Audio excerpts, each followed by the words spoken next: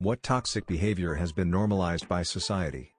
Blaming your asshole behavior on a lack of caffeine, the phases of the moon, or the alignment of a planet's stars. People willingly sacrifice all aspects of their privacy for irrelevant and anonymous attention. Human trash becoming the standard of famous YouTube celebrities. Being savage or petty for the sake of getting a like. Dating people who you desire to fix. As a nurse, I would say threatening kids with shots as a punishment is ultra common but super toxic. It's bad because you're threatening a child with physical violence. They need the shots regardless, so they will be very confused, distraught, upset when they've been good and still have to go in for shots. You're teaching kids that an important health initiative is a punishment. When parents threaten their kids with shots in front of me at work, I outright tell the kids that it's not going to happen, assuming they don't actually need shots that day. If they do need shots, I explain it's not a punishment if their parents try to say it is. I'm not going to be complicit in this vague child abuse. Posting photos and videos of kids being pranked or humiliated in the hopes it'll go viral. Using your kids to shore up your own online presence in any way besides sharing updates with close friends and family. X. That mommy blogger who refused to stop writing about her daughter even when the daughter directly asked her not to. The kids have no say in how their images and lives are being used. It violates their privacy and opens them up to further humiliation later on in life. Yet it keeps happening. Binge drinking. In my line of work it's welcomed. However, it just leads to mental and physical health problems. Fucking talking on speakerphone or video chat. Raising children as a princess with no preparation for real life. Blindly following what is perceived to be a popular opinion. People don't think for themselves near as much as they should. There is no harm in taking a minute to research the accuracy of something before stating your opinion on it. These so-called prankers who are trying to make videos for amusement. Most of the time all set up and all people involved are aware and playing along, but the few that happen to the general public can cause major problems. Imagine if it's you just sitting there getting for work and a bucket of water dumped in your head? Or at a function with family, friends and food dumped all over you? Just for laughs? The expectation that employees should be constantly reachable even outside of work hours or during paid or unpaid time off. It effectively creates a situation where you are on call 24/7. Edit. Holy cow, I didn't expect so many people to feel as strongly as I do about this. Thanks for the gold and silver. Now go turn off your cell phones and have a nice Sunday afternoon if you can. Narcissism, assuming the worst interpretations of what people say. The immediacy of an answer. Everyone wants it, with it being what they ordered, a message being sent right away. An immediate answer. I get that with technology and such it's easier, but if people can calm down, certain things still take time. Patience. Airing your dirty laundry to the world, via social media. If you and your spouse have an argument, work it out amongst the two of you. The whole world doesn't need to know your marital drama. This is the main reason I stay off of Facebook. Severe confirmation bias bubble building. It's already easy enough to filter out anything you don't want to see online, and now all these new algorithms keep feeding you the same stuff, so everyone's social media is becoming their own private echo chamber. Online dragging for brownie points. That shit really grinds me. When you have people who genuinely don't understand something and are asking questions out of curiosity, people, especially with some kind of following on social media, would rather publicly drag that person for not knowing instead of educating them. How do you expect those, especially kids growing up, to understand the ins and outs of a certain community? For example, if you drag them immediately for not understanding the culture and the issues they face. But dragging gets more attention and does better numbers, so let's do that. Nobody is born with all the information. We have to learn from somewhere, someone. Pressuring people to drink alcohol even after they said no once. Casual waste. The I'm just gonna toss it mentality. There are many things you never needed to use in the first place, and many trash items that can be donated or recycled. The customer is always right. Not being able to say no without having to give an explanation. Being so set in our ways that we don't even begin to listen to differing opinions. It's sad. Video game rage. It's normal in the video game I play, Dota 2, for players to intentionally throw games for the enemy to win and to trash talk for any little mistake committed. Any error is enough reason for these guys to stop playing and just sit and type paragraphs upon paragraphs, or using mic, to illustrate how full and worthless their teammates are in comparison to the enemy team. Some of the bigger offenders look for every little thing they can find on your in-game profile and use it as an excuse to demean you. Oh, you played 8,000 hours and still suck, get a life, stop existing, etc. It's normal in the Dota 2 community to the point where players just accept this level of toxicity as the norm. And even the top players are often taking out their anger on pub players, and using their status as a community member as a shield from retaliation. I usually tried to pass on good vibes and be a soothing voice in this kind of game, but playing it has made me jaded as an individual, and as a result has made me rude in real life and on Reddit, which I'm not proud of. I know I'm capable of good deeds, but my behavior currently is not representative of that. I'm not using a video game as an excuse for my rude behavior, as those actions are entirely my own.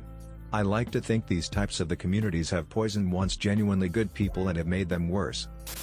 Acceptance of lack of logic in arguments. Not saying thank you or not acknowledging decent acts of kindness. The hustle culture. Why should we work several jobs just to make ends meet? I make a good salary, but have a ton of student debt and I feel like I need a side job just to live my life.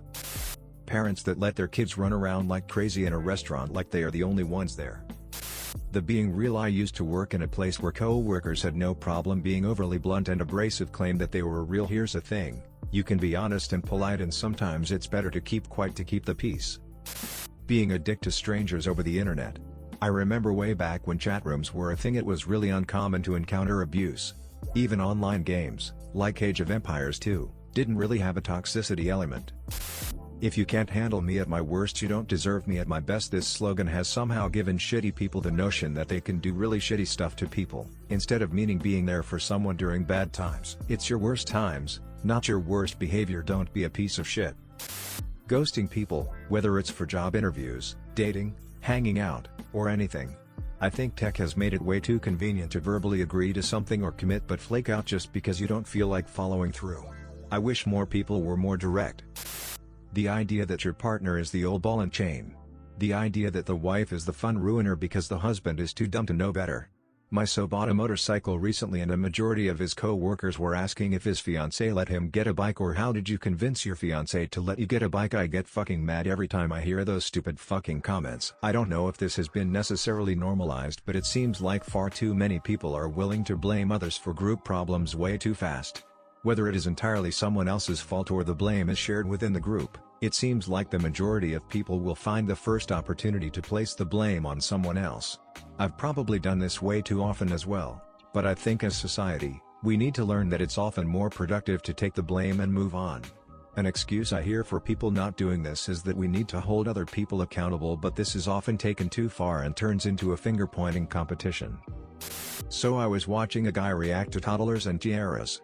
Apparently people find it okay for cameramen to chase a child through a building as they scream for their dad, cry, and yell at the cameraman to leave her alone.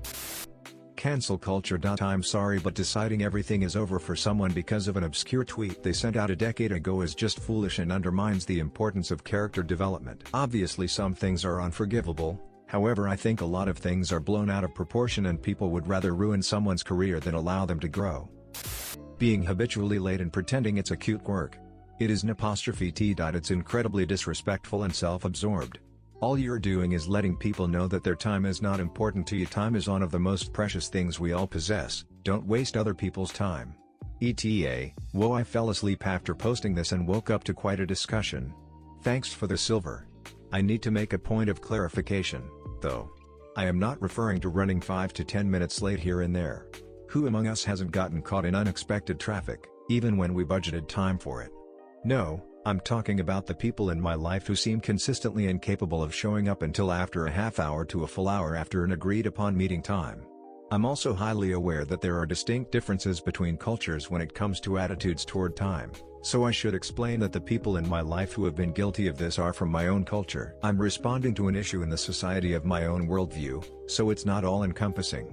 Your salty responses about my 10 minutes not being that precious are false. Every single minute is precious, and also irrelevant. If you feel defensive about my comment, you need to work on your time management skills. My girlfriend, as much as I love her, drives me absolutely insane by being late every single time we meet up. Take yesterday for example.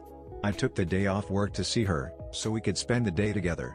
I told her we would meet at 2 p.m, because anything earlier than that is considered unrealistically early, apparently. So it gets to 2 p.m. and I've been working from home so I don't waste a morning. I call her and she's not even out of bed. I know from past experience it takes her a minimum of 3 hours to get ready, which I don't understand how it can even be possible. So we finally met after the sun had gone down, despite her promising to be ready earlier. This is a daily occurrence. I can't remember the last time we had a whole day together. Yesterday's excuse was sorry, I was sitting around taking my time. I wanted a day to relax. She literally does this every day. Another major gripe I have is that if I say I'll pick her up, it's not uncommon to be waiting a ridiculous amount of time outside her house. If I say I'm nearly at your house, get your shoes on, having pre-planned to be there at, say, 2 p.m., it's not uncommon for me to be sitting outside her house for a minimum of 45 minutes. Sometimes I drive off and tell her not to bother, sometimes I sit and wait and make the most of the time by working from my phone or iPad. Every time I've brought it up in conversation, which is every day, because she is always late, she doesn't understand my point of view when I say it's disrespectful to me to waste my time when I'm taking time off work to see her, and that it makes me feel like I'm not important at all. It makes me feel like, oh, it's only, he can wait. I don't care if you're relaxing if we have arranged a time and I've changed my plans for the day to work around that, including canceling on other people who I could have met at midday for 5 hours. It's understandable for me to be angry. Am I wrong? Am I overreacting, or is her being late worth getting annoyed over? It just means we can never ever go and spend a day out, say, in the city, because everything's closing by the time we get there. I dread the day we go on holiday, when we miss our flight by 10 hours because she's been getting ready for a week, which I guarantee will happen. Sometimes I even ask her to be ready 3 hours before I actually want to see her, just so she's on time. I'll ask be ready for 11 a.m. knowing she will be ready by 2 p.m, still doesn't work most of the time. She's still late. I'm getting really upset over it because it really feels to me like I'm unimportant and not worth making an effort for. She makes me feel very loved when we are together, but getting together is a struggle. DL, Dr. GF is always ridiculously late and doesn't understand why I'm angry every time. I have a limit of acceptance, but this is crazy and she doesn't see why it hurts me. Edit, when our relationship first started, I said to her my boundaries are, if you do cocaine, or if you cheat on me, I'm out. Flashback to December 2018, I found out that she did coke at a party. I don't want to control her life, but I don't want to be dating someone who would do that. We spoke about it and she promised not to do it again. Next problem. A few days later a large argument occurred because I'd been noticing over a few weeks a guy's name popping up on her phone constantly, with a love heart next to it. I confronted her about it and she said it was nothing, but I told her to at least take the heart away because that was hurting me. She didn't. I, rightly or wrongly, went down her messages to this person and saw sorts of flirty messages. You're so cute, I love when you slap my arse, etc, etc. This obviously really hurt me, because my girlfriend was cheating on me. We had a huge, full-blown argument and I dumped her there and then because I felt I couldn't trust her. We met up a few days later and spoke it over, and she didn't seem to see that she was doing anything wrong, but promised not to do it again. So far, so good. But it's hurt my trust. I don't know why I got back with her, but all I can say is that love is a really strong thing and I love her too much to leave her. I did, however, say that if anything like that happened even once more, I'll just disappear. I won't even say goodbye. She'll just never hear from me again.